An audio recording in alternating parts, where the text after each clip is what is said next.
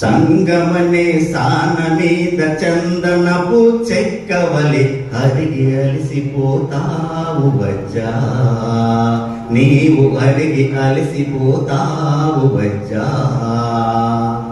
అలా అలా అరిగి అరిగి అందరికి అందిస్తావు, విజ్ఞానం నేర్పిస్తావు వజ్జా, అజ్ఞానం తొలగిస్తావు వజ్జా. సంగమని సాన మీద చందనపు చెక్కవలి అరిగి అలిసిపోతావు వజ్జా, నీవు అరిగి అలిసిపోతావు వజ్జా. నల్ల బల్ల పోలినట్టి విద్యార్థి హృదయంపై,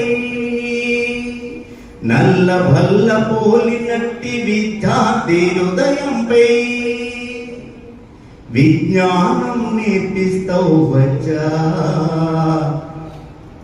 అజ్ఞానం తొలగిస్తావు వజ్జా. సంగమనే సాన మీద చందనపు చెక్కవలి అరిగి అలసిపోతావు వజ్జా.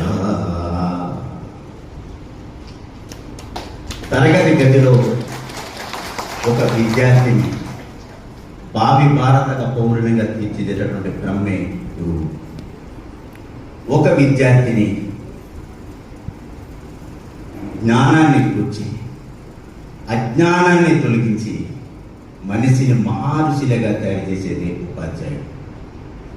ఆ ఉపాధ్యాయుడికి తనకు వహించిందంటే ఆ జీవితం సాగు. ఎందరెందరో గొప్ప మహోన్నత వ్యక్తుల్ని ఆచరణాత్మకంగా పవిత్ర మూర్తులుగా ఈ సమాజానికి అందించే గొప్ప గొప్ప అదృష్టం మీకే దక్కుతుందని కూడా తెలియజేస్తాను. ఆ జీవితానికి అది సాధన.